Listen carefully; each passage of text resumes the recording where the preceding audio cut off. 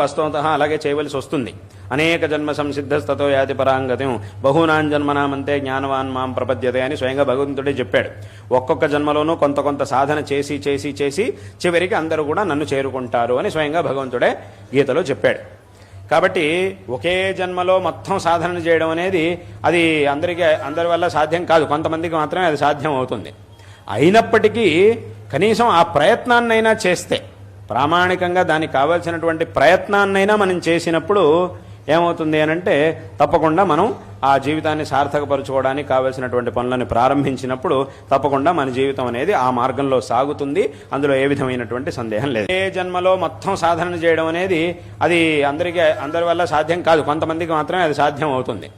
అయినప్పటికీ కనీసం ఆ ప్రయత్నాన్నైనా చేస్తే, ప్రామాణికంగా దానికి కావాల్సినటువంటి ప్రయత్నాన్నైనా మనం చేసినప్పుడు ఏమవుతుంది అనంటే తప్పకుండా మనం ఆ జీవితాన్ని సార్థకపరచుకోవడానికి కావలసినటువంటి పనులను ప్రారంభించినప్పుడు తప్పకుండా మన జీవితం అనేది ఆ మార్గంలో సాగుతుంది. అందులో ఏ విధమైనటువంటి సందేహం లేదు.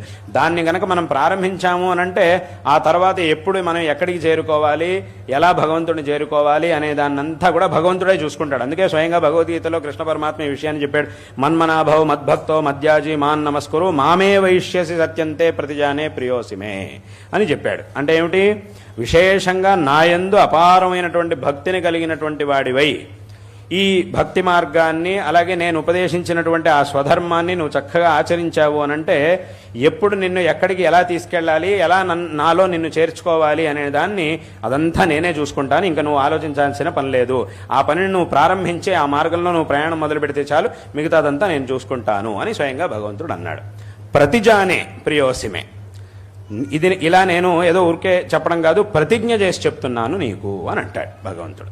కాబట్టి ఈ విధంగా ఈ ఆత్మోద్ధరణకు కావలసినటువంటి పనులని మనం చేసినప్పుడు మనకి మనం బంధువులం అవుతాం.